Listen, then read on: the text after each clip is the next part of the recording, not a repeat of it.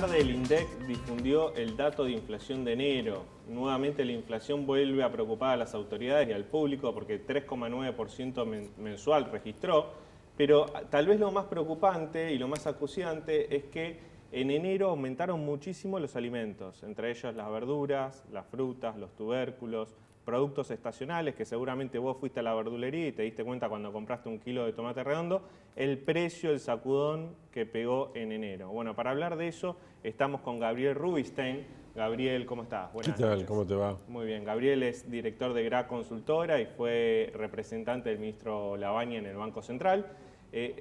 A vos, del dato de inflación que fue divulgado hoy, Gabriel, ¿qué fue lo que más te preocupó, lo que más te llamó la atención? Mira, yo creo que por un lado no llamó la atención. O sea, ya más o menos se sabía 3.8, 3.9, 4.0, estaba por ahí. Lo que preocupa es que Argentina entró en un régimen de alta inflación ya hace bastante tiempo.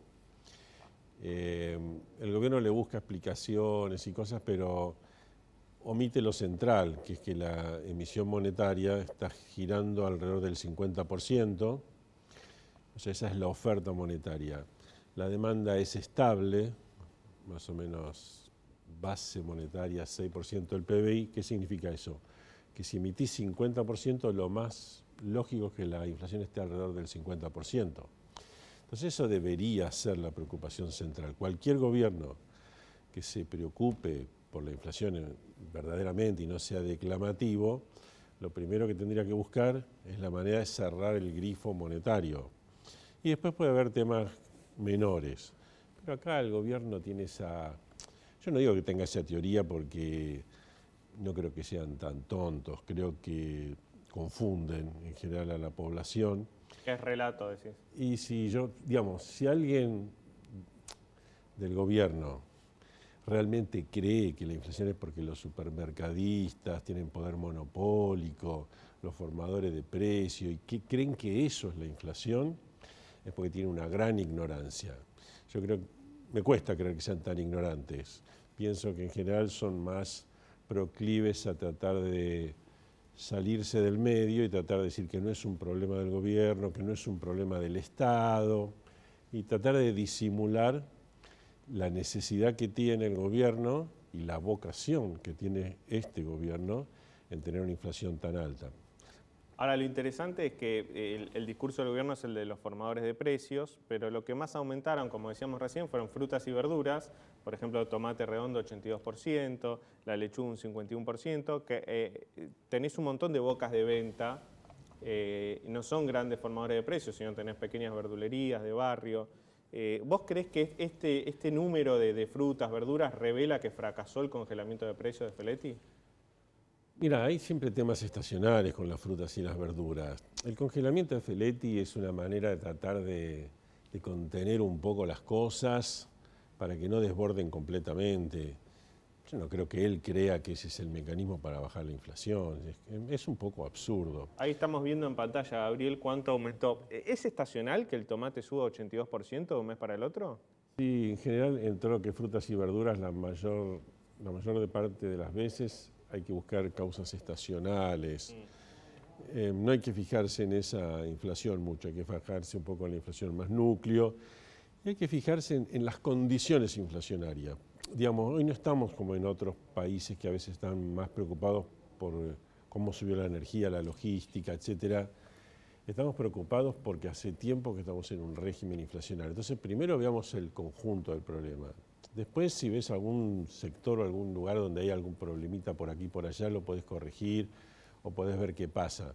Pero a ningún país del mundo se le ocurre que el fenómeno inflacionario es un fenómeno que tiene que ver con los formadores de precios. Cuando la economía es más oligopólica, lo que tenés que es más cara. No es que tiene más inflación, sino que es más caro el producto. Si una economía es muy competitiva, si Estados Unidos es muy competitivo, y Argentina no lo es, lo que vas a encontrar es que el mismo producto en Estados Unidos es más barato. Y eso pasa generalmente en Estados Unidos contra Europa, pero que es más barato, no que tenés inflación. La inflación es otro fenómeno. Es cierto que en este momento también tenemos inflación en el mundo, y hay inflación que está girando el 5, 6, 7, 8% anual, pero nosotros el 50%, no. provocada por la emisión sí, que hubo en los países centrales durante el COVID, ¿no es bueno, cierto? ahí tenés distintas interpretaciones, donde básicamente tenés en el mundo un problema de mucho aumento en sectores, de ciertos sectores logísticos por el COVID de energía y también por estímulos monetarios exagerados en el caso de Estados Unidos, que es una polémica. Pero las polémicas de allá para nosotros son algo muy lejano, porque ahí están discutiendo cosas que si es el 4, si es el 5, si es el 6, nosotros damos si es el 50, si es el 55. Gabriel. Y respecto a esto que decís de los formadores de precios, ¿no? Regresando a lo que sucede acá, entonces, ¿qué responsabilidad hay? Porque vemos constantemente las reuniones de Feletti, ¿no? Con los farmacéuticos, con los minoristas, con los mayoristas. Hoy se reunió con los panaderos también para bajar el precio del pan, que estaba llegando casi a 300 pesos el kilo. ¿Cuánto es entonces el porcentaje de responsabilidades, digamos? Nuevamente es un tema, si vos, vamos a poner un extremo, si vos agarrás, sos gobierno, y le decís al supermercado o a tal empresa que si aumentan el precio lo vas a poner preso, ese tipo va a bajar el precio y vas a tener un resultado efímero de bajar. Cuando hay países que hacen ese tipo de cosas, a veces lo que tienen son grandes mercados negros, ¿sí? Cuando reprimís, o sea, vos no puedes reprimir. Que vos tengas, supongamos, un plan antiinflacionario y durante el plan antiinflacionario, si querés la inflación que fuera el 5% anual, haces un acuerdo de precios y salarios por 30, 60, 90 días para acomodar expectativas, eso está ok. Ahora, cuando querés siempre que la inflación esté bajada en base a reprimir, no, tus resultados son, vamos a poner como mínimo, como máximo, van a ser muy mediocres. Sí, vas a lograr que la inflación no se te dispare por ahí al 60, pero en realidad hoy estamos al vísperas de un acuerdo con el Fondo Monetario, donde el gobierno está diciendo que va a emitir más o menos el 20% de la base monetaria. Con lo cual es cierto que el gobierno podría aspirar a tener una inflación mucho más baja, pero nadie cree mucho que eso va a ser así. No se cree que finalmente sea lo que se acuerde con el Fondo Monetario, porque implicaría tener un gran ingreso de capitales del exterior, un gran endeudamiento, ¿no? Del gobierno con el Banco Mundial, etcétera. Y entonces hoy no tenés suficiente credibilidad como para avanzar, pero lo primero es decir, bajamos el déficit fiscal, bajamos la emisión monetaria de ese déficit fiscal y recién ahí tiene sentido si algún sindicato arregló con el, no sé, por el 50% y vos tenés una política consistente con una inflación del 30%, sentarnos a la mesa y decir, che, mirá, hagamos 30 y si no, y si fallamos hacemos una cláusula gatillo. Y así podés reunirte con Hablando de eso, el Ministerio de Trabajo puso una pauta del 40% para las paritarias. No sé qué proyección de inflación tenés en la consultora vos para 2022. Mira, yo estimo que el 40% va a ser el número que más o menos arreglen con el FMI y que seguramente tendrá un desvío y se irá a la zona del 50%. Pero en realidad, ¿por qué tenemos que tomar? El gobierno dijo 33%. Vos fíjate las incongruencias. Están diciendo que la base monetaria va a aumentar el 20, 22%. Ellos dijeron 33%. Seguramente firmen por 40% y al final terminemos en 50%. Porque no es creíble, no es muy creíble todo eso. Pero la inflación no debería ser tan alta. No debería. Pero para eso tenés que empezar por lo elemental. En un país donde la gente no quiere deuda del gobierno porque están siempre en default, donde nadie nos quiere prestar en forma voluntaria, bueno, vos tenés que acomodar el financiamiento. No tenés financiamiento, entonces tenés que bajar el déficit a cero. No tenés que tener déficit fiscal en estas condiciones de Argentina. Y es un tema a veces la gente piensa que si bajás el déficit fiscal a cero, es una recesión y todos van a sufrir. Y no se dan cuenta que Argentina ya hizo un ajuste 2018, 2019, porque se quedó sin financiamiento, y se paga lo que se llama el impuesto inflacionario, que es la erosión del poder adquisitivo. Cuando vos antes salías con 1.000 pesos y ahora tenés que salir con 2.000 o 3.000, es porque te pusieron la mano en el bolsillo. Porque esos 2.000 que antes destinaba a consumir, ahora los destinás a tenerlo porque todo se encareció. Entonces ese impuesto inflacionario es como cierran las cuentas públicas. Entonces, la discusión fiscal es decir, ¿seguimos cobrando el impuesto inflacionario o cobramos otros impuestos o bajamos gastos. Es una redistribución de costos internos, no es que el país va a estar en recesión, porque el país ya ajustó. El país se ajustó 2018-2019 y ya se ajustó al menor financiamiento disponible. Entonces debería ser una discusión mucho más tranquila, menor, y no todas esas cosas que dicen de que eliminar el déficit fiscal es hambriar al pueblo. Entonces son pavadas realmente todo lo que están diciendo. Pero bueno, estamos así, ¿no? Esta es la situación. ¿Y por qué crees que para sectores del gobierno, del kirchnerismo, el no bajar el déficit fiscal y no retirar los subsidios a las tarifas de energía es como un dogma? O sea, evidentemente hay un sector del kirchnerismo que defiende eso. ¿Por qué crees que pasa? Mira, el kirchnerismo demostró ser déficit fiscal maníaco. Es decir, yo trabajé en el gobierno y estaba Néstor Kirchner y como parte del equipo económico, obviamente que dirigía la Bani y demás, estábamos bastante orgullosos de tener un superávit fiscal primario de más del 3% del PBI. Yo particularmente estaba estudiando qué hacer con la cantidad de dólares que sobraban en Argentina y si hacíamos un fondo anticíclico como había hecho Noruega, como había hecho Chile. Los famosos superávit gemelos. Teníamos superávit gemelos que justamente porque el país ahorra más, tiene superávit externo también. Y Cristina Kirchner, primero Néstor, son 2006, 2007, y Cristina Kirchner 2007 a 2011 y especialmente 2011 a 2015, rifó todo eso en forma absolutamente innecesaria.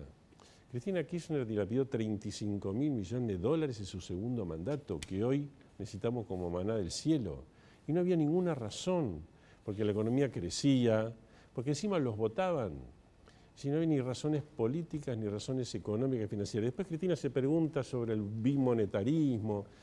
Es una inconsciente, realmente han tomado una actitud totalmente inconsciente, porque vos ves líderes de izquierda en el mundo, como ahora Boric en Chile, Boric, que están diciendo que vamos a cuidar la situación fiscal, porque no son tontos. Y saben que si vos descuidás la situación fiscal, tenés una situación que se te va desmadrando, porque no podés siempre pagar con reservas porque se te agotan, no podés endeudarte porque entras en default, no podés emitir porque entras en una inflación galopante. La inflación en esa época era 5% anual.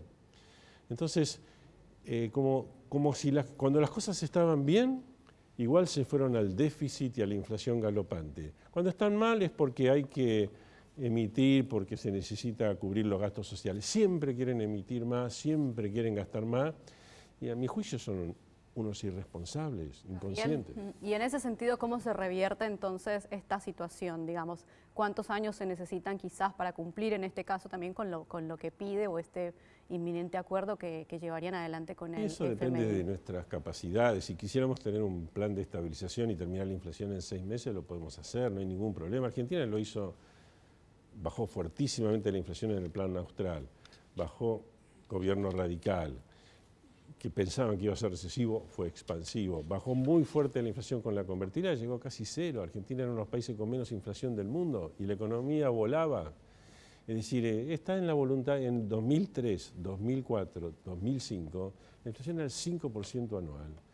Y la economía crecía al 8, 7, 6%. O sea que no hay ninguna contradicción entre tener baja inflación y que la economía funcione bien. Y estuvo en la voluntad. Lo hizo un gobierno radical, lo hizo un gobierno menemista liberal, lo hizo un gobierno kirchnerista, llamémosle medio izquierdoso. O sea que en realidad es una cuestión de voluntad política. Cuando no hacemos eso es porque no tenemos, como país no tenemos la voluntad política de hacerlo. El fondo es una anécdota, que necesitamos al Fondo Monetario que venga y nos diga, che, sería bueno que tengan menos inflación. Eso es por una incapacidad manifiesta del Estado argentino de autoorganizarse de una manera, llamémosle así, civilizadamente, de una manera madura. Y bueno, estamos ahí a los tumbos, ¿no? Gabriel, hace tiempo que vos venís alertando sobre el bajo nivel de las reservas en el Banco Central. Sos, de hecho, uno de los economistas que más foco puso en eso. ¿Qué peligro corre la economía argentina por ese bajo nivel de las reservas? Bueno, lo que estamos viendo, que hoy están prohibiendo importaciones a un montón de empresas con este asunto de la capacidad financiera de las empresas que inventaron ahora. empresas de todo tipo están con dificultades para importar insumos. Eso está pasando hoy, todos estos días. ¿Y la consecuencia de eso es un freno en la actividad económica? Y sí, va a ser un freno porque no podés manejar todo el tiempo, bueno, mira, no puedo hacer esto porque no puedo producir. Bueno, a ver, libérenle las tuercas para esto, y el otro, libérenle el otro. Si vas a organizar la economía de un país de esa manera, como si fuera un kiosquito, no, estás muy mal. Entonces estas cosas van a contribuir a que la economía le vaya peor y que todo el mundo esté alarmado. ¿Quién va a invertir en un país, las propias empresas que están en Argentina, si cada 2 por 3 hay normas que ni siquiera les permiten producir con fluidez? Ya no hablemos de que le cortan, no sé cómo te puedo decir, que hay problemas con los cortes, con los piquetes, con esto, con otro, sino que ni siquiera te dejan producir con fluidez. Entonces es como, y la situación es grave la de reservas. Ahí estamos en 4.000 millones de lo que se llama reservas líquidas negativas, y es escandaloso porque el Banco Central está usando los encajes de la gente, algo que no debería haber hecho. Los depósitos de la Más gente. o menos 30% de los encajes que tienen, los depósitos en dólares tienen encajes. De esos encajes, más o menos el 30% los está usando el Banco Central como si la gente se los hubiera prestado, como si los bancos se lo hubieran prestado y nadie se los prestó. Es como que los manoteó, los está manoteando. ¿Se puede hacer? No, para mí es completamente ilegal. Es completamente ilegal. Vos decís, el dinero será fungible, no es de acá. Bueno, explícame de dónde es. Un auditor, a mí me gustaría que los periodistas le pregunten al Banco Central y le pregunten a los auditores externos del Banco Central, a ver, decime, yo hago las cuentas, les agarro las reservas brutas, les saco los swaps de China, les saco justamente los encajes, les saco el oro, les saco esto y digo, che, son negativas. ¿Qué quiere decir negativas? Que estás usando plata que no es tuya. Es como si yo te hubiera a decir, che, suponete que yo tengo la plata, ¿me tenés $10.000 que no tengo donde tengo que salir a la calle y tengo miedo de que me pase algo? ¿Me los guardás? Sí, yo te los guardo. Y vengo al día siguiente y ya no los tenés. Pero no me los guardaste, sí, pero los usé, te los doy la semana que viene. No se hace eso. A fin de año pasado, voceros de los bancos me decían que había liquidez, que había robustez en el sistema en cuanto a los depósitos en dólares. Sí, está bien. ¿Vos crees que eso se sigue dando? Claro, lo que pasa es que es un abuso de confianza, porque los depositantes se han quedado en el sistema, 15.000 millones. Ahora, y hay una gran parte que eran encajes. Y el Banco Central, viendo que la cosa es así, usa los encajes, total, ¿quién se va a dar cuenta? ¿Quién se va a dar cuenta? Nadie va a venir a contar las reservas que tenemos, que no tenemos. O sea, como el dinero fungible, lo pueden hacer, pero lo pueden hacer fácticamente, operativamente, pero no es plata del Banco Central. El Banco Central no debería tocar eso. Es más, ese dinero debería estar en el exterior para que no haya dudas. Pero el Banco Central aprovecha la circunstancia y usa plata que no le corresponde, que lo hace porque no lo hacen de maldad, lo hacen porque no tienen un solo dólar. Tienen que hacer eso porque ven la caja, che, no tenemos dólares, ¿qué hacemos? Y bueno, usemos los dólares de los depositantes y lo devolvemos la semana que viene, cuando arreglemos con el fondo, cuando entre la cosecha. ¿Quién se va a dar cuenta, total?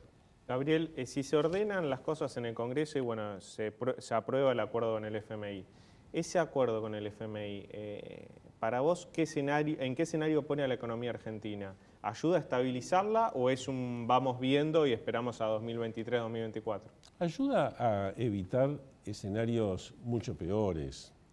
Entonces nos consolida un escenario de mediocridad, pero que puede mejorar en el margen. Entonces la inflación, en vez de ir al 55, 60, como uno piensa, pueden ir al 45, 50. Bueno, es una mejora. Entonces vas bajando de a poco el déficit. Bueno, o sea, ayudará incluso al próximo gobierno a tener algo más ordenado. O sea, lamentablemente nuestra falta de conciencia nos obliga a tener a alguien de afuera, el malo de la película, que nos ayude a ordenarnos un poco. Eso es bienvenido, es bienvenido. Es un acuerdo muy light o muy llevadero, pero es un tipo de acuerdo que después veremos si se cumple, porque vamos a estar cada 3 meses viendo si Argentina cumple, porque la vocación de Argentina por no cumplir acuerdos con el FMI es muy alta, y entonces habrá que ver después si se cumple. Pero a la medida que se cumpla, bueno, vamos mejorando un poco las cosas y yo creo que es algo positivo. Hago la última. Claudio Loser dijo hoy que vamos a estar cada 3 meses al borde del default, si hay acuerdo, por esto de las revisiones trimestrales. ¿Vos coincidís con ese diagnóstico? Bueno, no sé, y bueno, lo que te decía, yo no sé si vamos a estar al borde del default porque siempre uno tiene cierta esperanza que el gobierno sea responsable, que trate de cumplir lo que firma, especialmente cuando es bastante laxo. Y lo que sí hay que ver al principio cuando veamos si realmente hay cosas realistas o no, porque se ha especulado mucho que vamos a tener, además de los DEC, de los derechos especiales de giro que nos piensan devolver, otros 5.000 millones de dólares del Banco Mundial, del BID, de Rusia, de China, de los DEC que están en un fideicomiso. Vamos a ver qué hay de todo eso. En la medida que no haya eso, va a haber que haber más emisión monetaria, entonces la meta esa que se anunció del 1% del PBI de adelantos transitorios va a tener que ser mucho mayor. O sea, todavía la letra chica no está.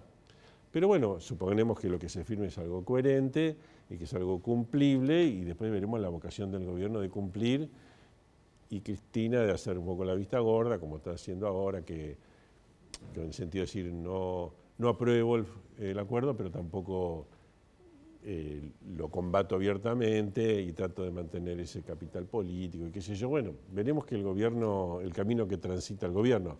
Esperemos que no estemos en ese escenario cada 3 meses diciendo hoy no cumplen, no, al final cumplen. Que sea un poco más llevadero, porque eso hace, siguiendo un poco las palabras de Guzmán, a veces zaracea mucho, pero decir que habló 28.000 veces de la tranquilidad que no tiene nadie salvo él, pero que para que la economía esté un poquito más tranquila se necesita que cumplan lo que firmen, que alguna vez cumplan. Y bueno, esperemos que sea ese caso y no estemos cada 3 meses pensando que va a haber un inminente default, ¿no? Clarísimo. Muchas gracias, Gabriel, por venir al programa. Gracias muy amable. A ustedes.